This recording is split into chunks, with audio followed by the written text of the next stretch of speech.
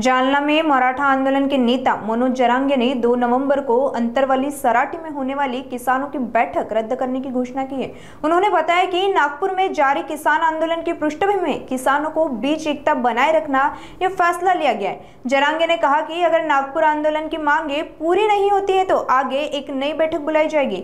यह बैठक किसानों की पूर्ण कर्ज माफी और अन्य महत्वपूर्ण मांगों पर चर्चा के लिए आयोजित की जानी थी। फिलहाल उन्होंने किसानों से शांति और एकजुटता बनाए रखने की अपील की है।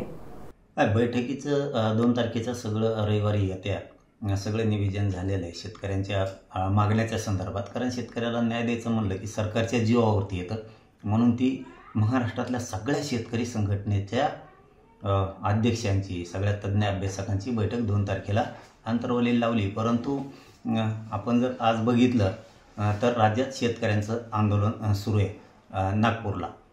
तर एकजूट दिसली पाहिजे।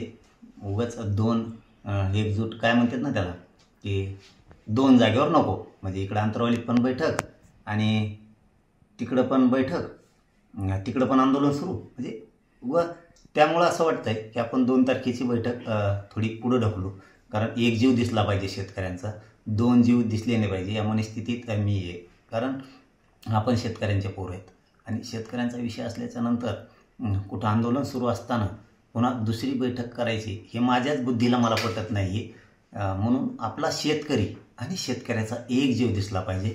म्हणून सध्या तरी 2 तारखेची म्हणजे 2 सप्टेंबर येत्या रविवारी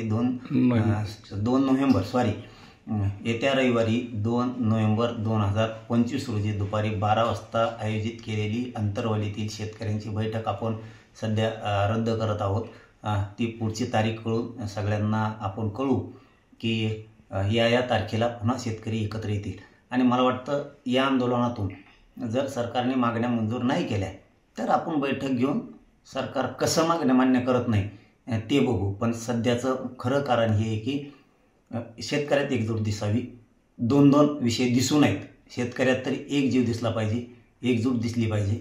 ही माझी मनस्थिती आहे, हे माझे विचार आहेत की आपण 2 शेतकरी 2 गटात कधी दिसू नये। शेतकरी हा एक जीवाचा दिसावा आणि तिकडं आंदोलन सुरू आणि इकडं बैठका सुरू। आमची अंतरवालीतली पण हे काय शोभण्यासारखं नाही आहे, म्हणून माझ्याच बुद्धीला ते पटलं नाही, म्हणून आपण ही बैठक 2 नोव्हेंबरची रद्द करत आहोत।